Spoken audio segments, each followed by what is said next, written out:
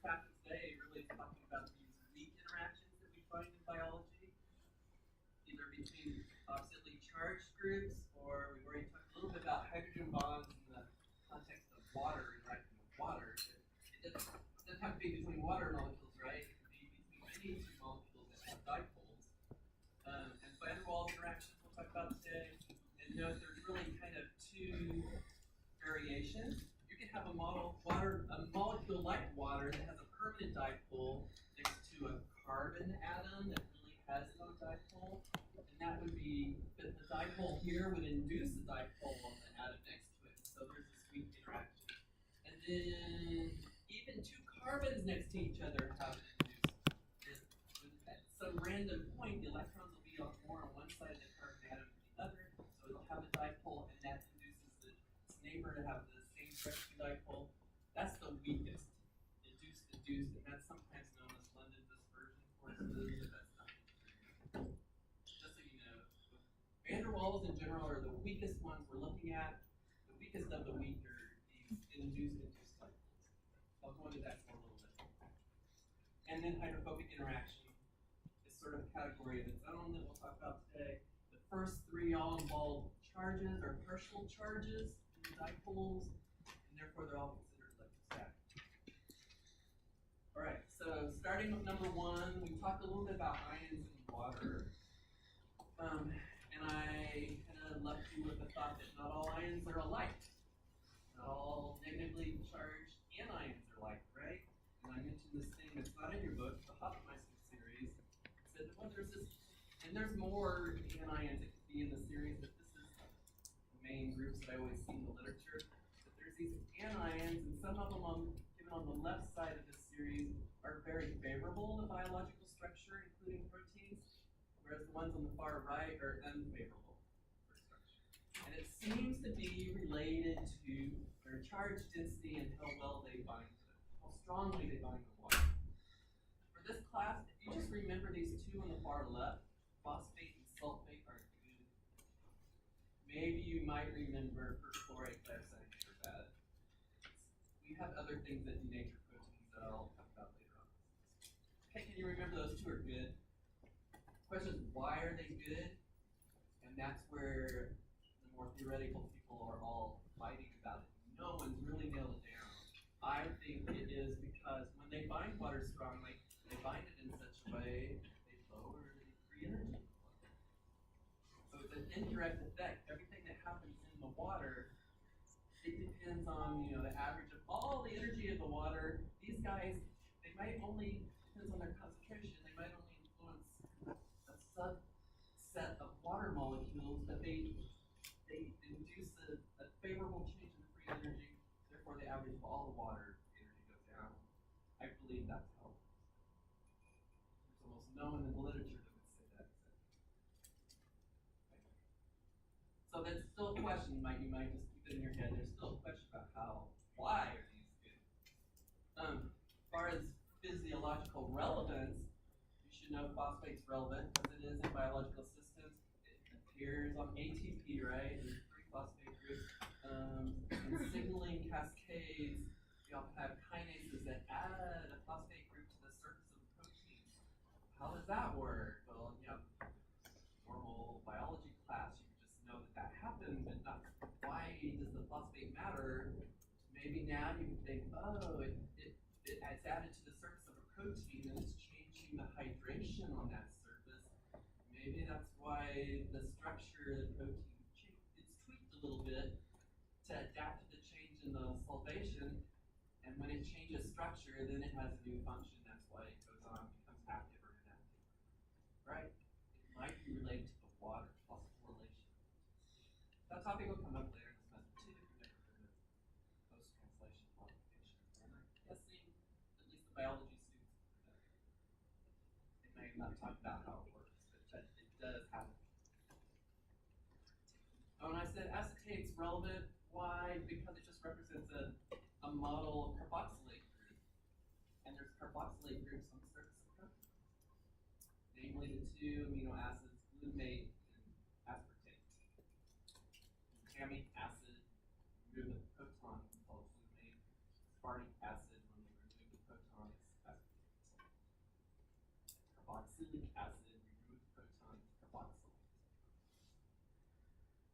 solvent, because that's kind of an analog for protein surface right there. Chlorine, chlorine, bromine, iodine, that was just kind of so you can see the trend that the smaller ion, and this is the larger ion in the halide series, and so that has the higher charge density. It's further to the left side that's good, and iodide is further to the right side. But that's again related. I wanted to show there's some relation to charge. Any questions about Hofmeister series? There was a series for the cations too. That's less well developed, and in general, the anions dominate the solution. There's got to be always both, right? You have to have a counter ion for all of these in solution. There's always a plus charge or there's a negative charge. And that's the other thing I should have said. In coming up with this series, someone had to compare all these as salts when they were all paired with the same counter ion. And in my lab, they would either be all sodium salts or all potassium salts, because that's what you can easily purchase from chemical companies. Does that make sense? It wouldn't make, you can't compare them if someone were sodium salts and some were potassium salts. Because then you got two things going on.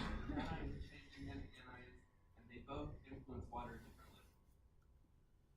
Okay?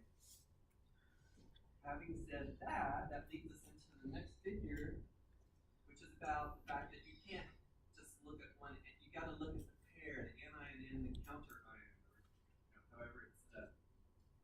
So this is a figure I made myself using them just on PowerPoint, just using, making circle, making a Mercedes-Benz symbol, and then putting it wherever I wanted. This was not a simulation, in other words. It's just, I like the Mercedes-Benz model because I can demonstrate things like this easily with my very poor artistic talents. Okay, so this is the idea that the overall effect of each pairing of ions on water structure, it depends on both of them. So, back up. Remember I said things that bind water strongly, we refer to those cosmotropes, and then the opposite ones that bind water weakly or tanotropes. Anionic tanotropes are bad. Anionic cosmotropes are good.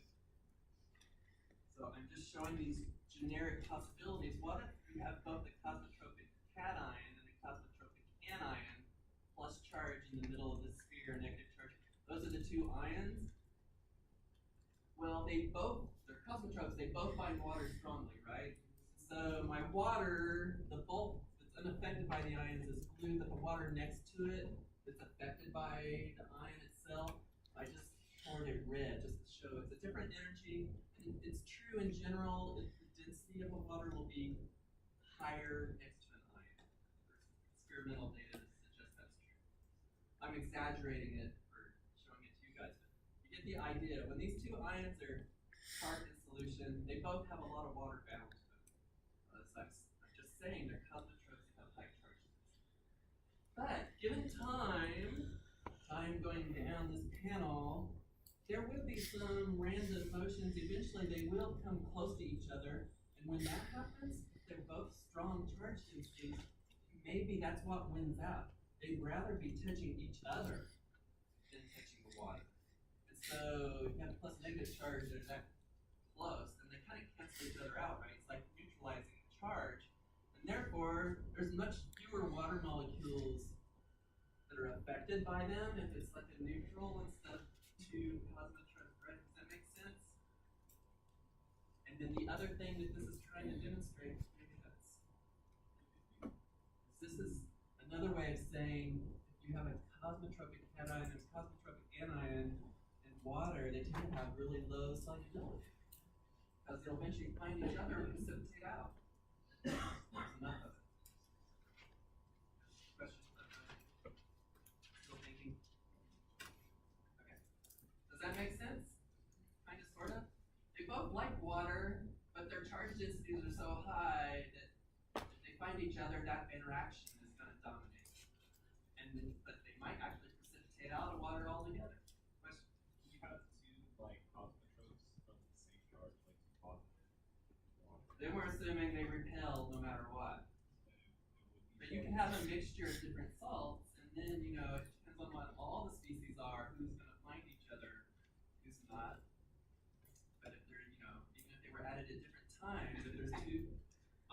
charged cosmotropes, they're probably going to find each other and stick out.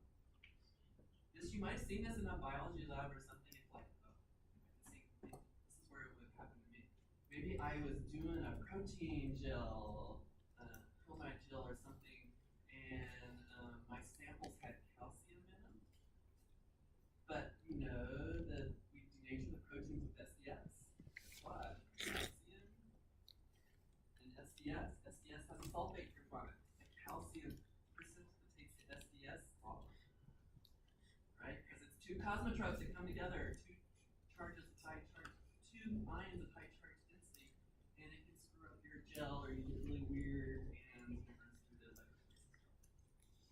Has anyone seen that before? Only if you were like specifically working with samples in calcium. That's happened. Okay. So let's go to the far right panel now. What if you had two chaotropes? Those are the ones that bind water weakly, so when I show them, they're there, but you know, water doesn't care that they're there.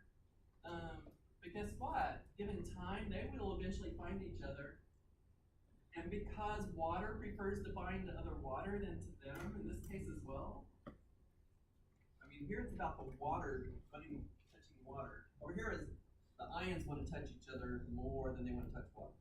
Here, the water wants to touch more water than touch these guys because it's such a low charge density. They find each other by default, and this has low solubility too.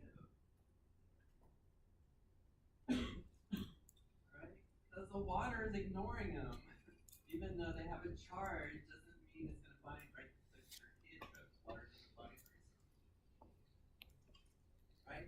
And then the easiest one is the one in the middle. If one of them is a chaotrope, it doesn't matter which one. And the other one, though, is a cosmotrope and binds lots of water, then they're always going to stay apart. This one guy's never going to really be able to approach this guy. And if it did, it wouldn't last very long because they're just not as strong attraction for each other. So this combination always has a super high solubility. Question? So salt, for example, would be high category. Which salt? It depends. These are all salts. Sodium chloride is, remember, sodium and chloride are these two series, they're both in the middle. So they're somewhere in the middle where I wouldn't call them chaotropes, but it's more this, no, it's not, they don't precipitate out, but they don't influence the water a lot either. So you're going to see something on the next slide. Was it the first chart? So all salts, you know, it's like the colligative property thing. They all reduce the freezing point, increase the vaporization point. But I mean, I just taught this in high school about colligative properties. It only matters how much is there, not the identity. It's not really true. It does matter which salt is in the solution. Even if they're all at 1 molar, they don't have the same effect on water. And yet you're taught that it doesn't matter. There's a colligative property of monoculus and all these other properties. Colligative, that's true at low concentrations, but not really when you start seeing these effects I'm talking about. That's the other thing I didn't really emphasize. The Hofmeister series, the effects are most obvious when you're at pretty high concentrations, like 1 molar. Like I would never do an experiment 10-fold less concentration, 0.1 molar. I mean, 100 millimolar is a lot, but it's not real strong for salt. It would be harder to see these effects. It's in the same order, but usually the experiments are done at pretty high to kind of exaggerate the effect to make sure you're getting the right trends. Okay?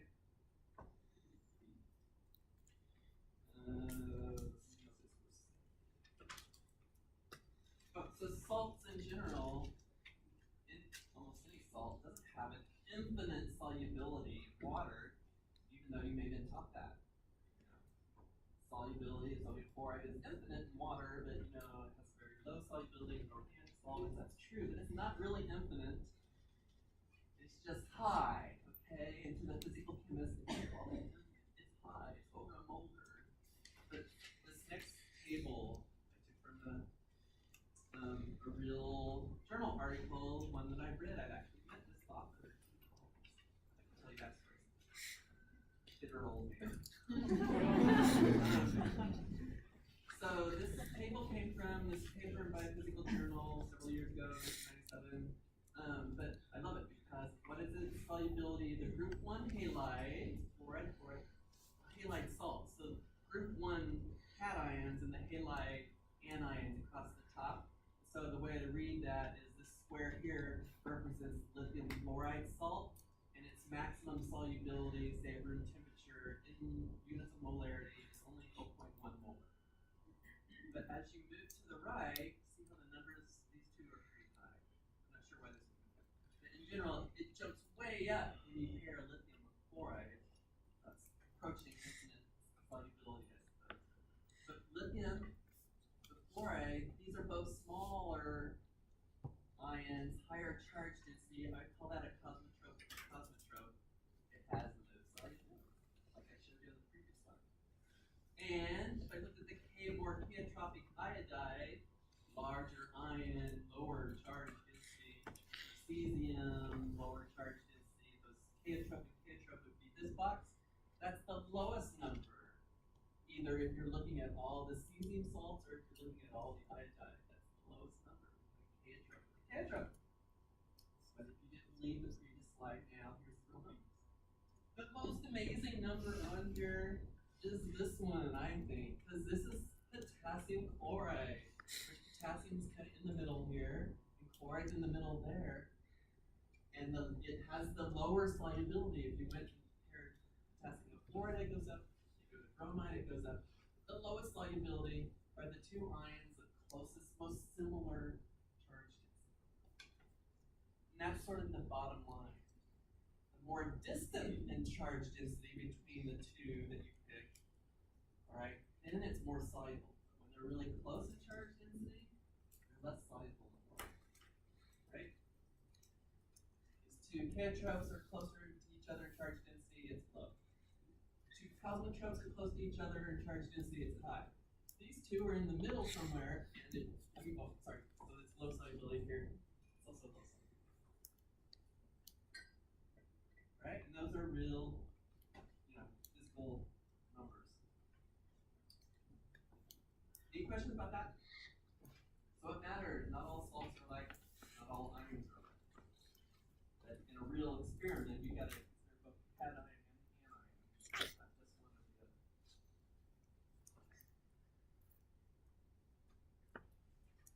Next topic is hydrogen bonds again. And I said we talked about hydrogen bonds in reference to water, but we can talk about any donor group, usually oxygen or nitrogen, attached covalently to hydrogen, can have a hydrogen bond with some other electronegative atom. We'll call that the acceptor. The book uses capital A for the acceptor and D for the donor, right? And if they all three line up, then that's like the perfect geometry for a hydrogen bond, the strongest hydrogen bond, right? So there's a covalent hydrogen that's also interacting non-covalently with those things. Right, so this is the obvious thing. So we're saying it's not necessarily water. It could be a hydroxyl group though. There's 3 amino acids that have hydroxyl groups on them, right? So it could be that, and then but the other guy could be just the oxygen on a carbonyl group or ether or any of these possibilities. All you need to have is either oxygen or nitrogen on either side of a hydrogen, covalently attached to one and weaker bond with the other. Okay? So, the obvious. Then let's look at some more specific examples. And I don't think this part is in your textbook anymore. I didn't see it anyway, so I think you ship it out. But it's like the most important thing is right here on the left side. This part is still labeled figure 2.12 on the book, but I think it only shows these two new things. But what I might emphasize here, here's our donor hydrogen, and here's this time with the donors here, and we have a plus sign, and then the acceptor is down here as a second molecule, and they start out both bound to water, a water molecule. Right? So they're apart in space, but then they're going to come together and make their hydrogen bond down here, so there's an equilibrium sign. And what I love about this Because it's showing you the balanced equation that those waters that were bound now have to be released. So they join the other water molecules in the whole phase. But it's part of the balanced equation if you do it right. Water, because that water that's next to these two molecules might be slightly different energy than when it's released to the water and surrounded by other water. And you all know balanced reactions, you gotta show everything that is part of the free energy difference of the reaction. So this is the whole focus of my research, is trying to quantify the role of the water in reactions, just finding reactions. Okay, this example you've all seen before. I'm pretty certain somewhere that you know one of the things that holds double-stranded DNA together is the hydrogen bonds between the complementary bases. So G with C is shown here.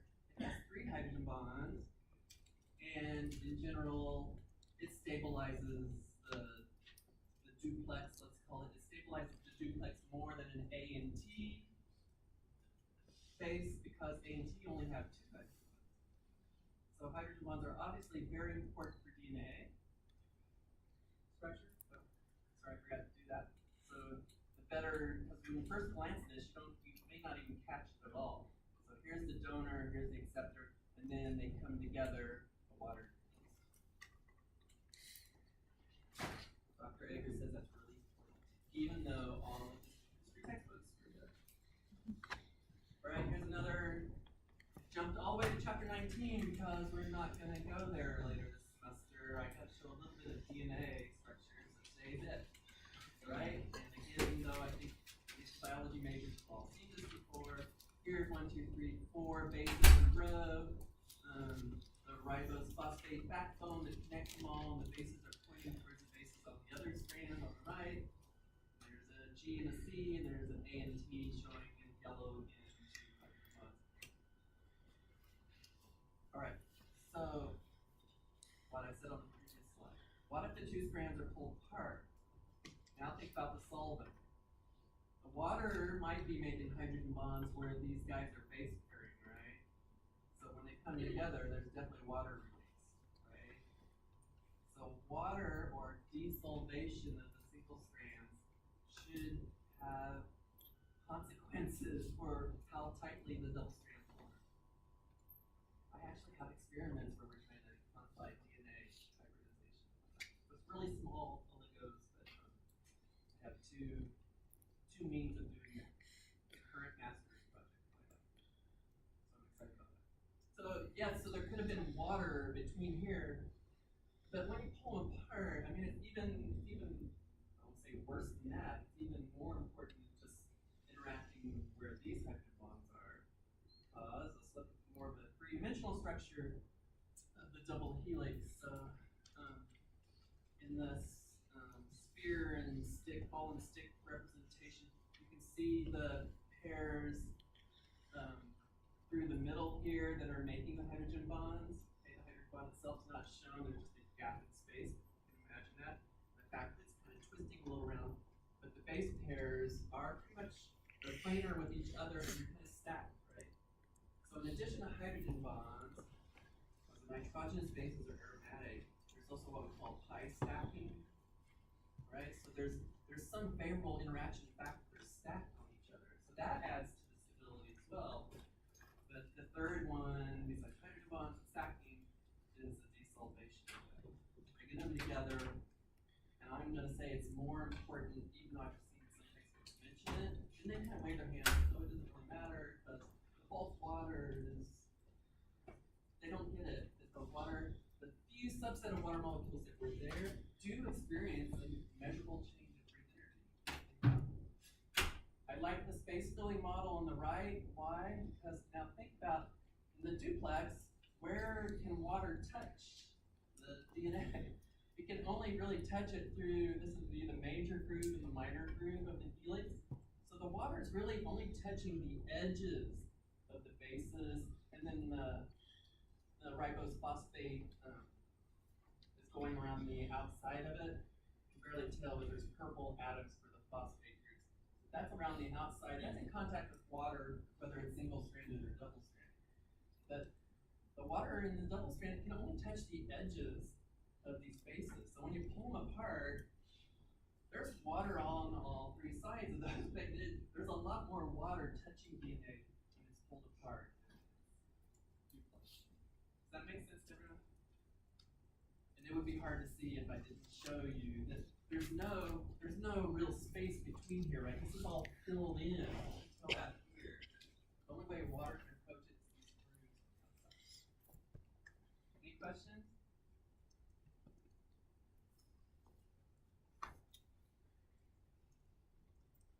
So again, we had two strands of DNA called a single-stranded DNA. We can think of its binding as a reaction, the binding reaction. Now they're forming the hydrogen bonds, etc. Double-stranded DNA. But what I wish all textbooks would say is plus, in number of water molecules that are reduced to the bulk. So the free energy of the reaction is product finds reactants. It's this guy relative to this guy, but it's also this water relative to where it was over here. Right? Some change in energy. The water that, say, used to be next to this guy is now released to the bulk. There might be a lot of water.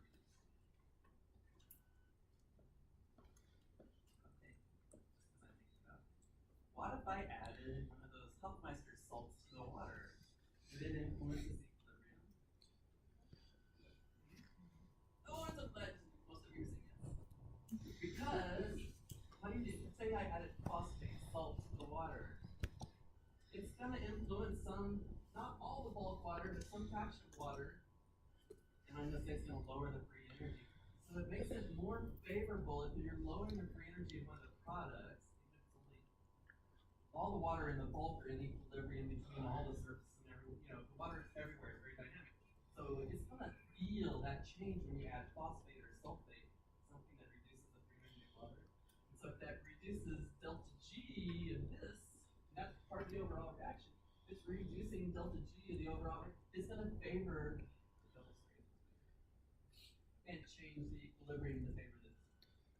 Versus a salt that might increase the free energy of water, make it unfavorable to release it because it doesn't want to be next to that unfavorable salt.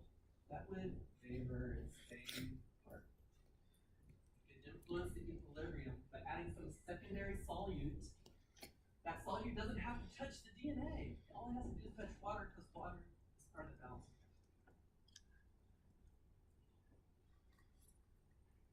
Oh my gosh. You got that? That is at the heart of my research. Do not believe how many PhDs don't understand that. Nor the explanation everyone gets. They know that you add salts and you change the equilibrium, but the way they explain it is I added phosphate. The phosphate's binding more to the single-stranded versus the double-stranded, and that's why it teeters one way or the other. They always refer to it the salt binding something. And I'm saying it doesn't have to. All it has to do is change the flavor of the bulk water. The bulk water is part of the equilibrium. I know it's a little, okay, I didn't come up with this overnight. I spent a couple decades thinking about it. It was obvious because these water molecules aren't currently touching it, right? But they used to be, and these water molecules are in the equilibrium of all the sites. So true, anything in the bulk, even though only a subset are going to interact with the DNA, they all kind of feel that change. But sometimes they're going to be touching that secondary solute, sometimes they're going to be touching the DNA. But the salt itself doesn't have to touch the DNA. It could, and that could influence the equilibrium too, but it doesn't have to. You could shift this in one direction or the other. Like I said, if you added phosphate, I would predict it to go this way, which is lowering the energy of this. I'm not saying that's the only explanation. I'm saying that's the one that everyone leaves out.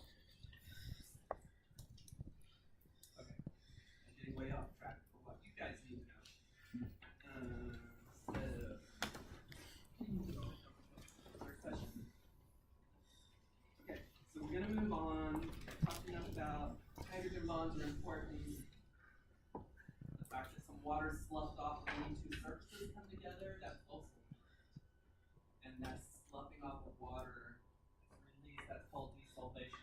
Going the other direction, you could say solvation, right? Instead of desolvation. You add water to these surfaces when they come apart. So this depends on which direction, whether you call it desolvation or solvation. Van der Waals interactions are next. I already got the step I talked about induced dipole or dipole. And we also talked about this a little bit. This graph on the far left, figure 2.13, it has inner nuclear distance versus energy, and they put a 0 point, just have a reference point. And if it's above 0, it's a repulsive force, and if it's below, it's not. Okay, so that's like positive delta G or negative delta G. And then what are we doing? We're bringing two atoms closer and closer together as we go towards the origin. Right? So when two atoms are far apart in space, they don't feel each other at all, right? If you get to some point where I said they could induce a dipole on each other, or if one of them already has a dipole, because we're talking about atoms, so it's always induced in this case. That there is actually some attraction because there's these induced dipoles. That's the Van der Waals force. But if you get too close, then it gets very repulsive, right? And I talked about that just maybe in the last water. We can't be too close together, or we have problems. Can't be too far apart. We have no. If they're just the right distance, where we're at the bottom of this minimum, is most often known as an energy well, WELL. Right? If you're at the bottom of the well, then that's the definition of the Van der Waals radius for that atom. Two like atoms together.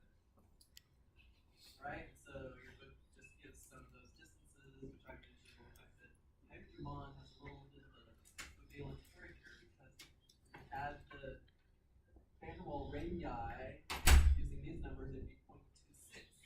But the hydrogen bond in your book is only 0.18.